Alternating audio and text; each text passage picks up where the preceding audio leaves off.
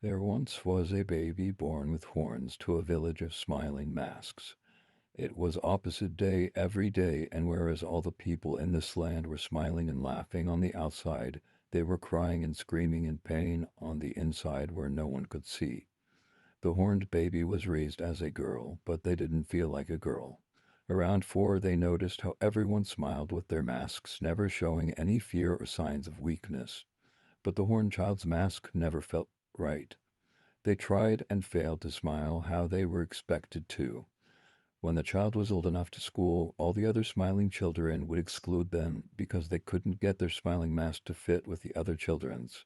Throughout their school years, they saw awful things, and they realized that they lived in a wicked and terrible plastic cardboard stage where no one was truly happy, yet everyone felt content to dictate the child's life, laugh at their horns, and point out how they could never do anything right.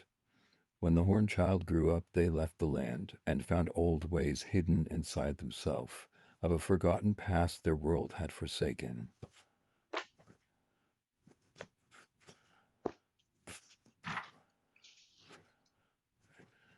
And when they were ready to, the horned man went back to the land of smiling masks and covered the town with gasoline. Then he lit a Molotov cocktail and watched the townsfolk let all the tears and screams that they'd been hiding out.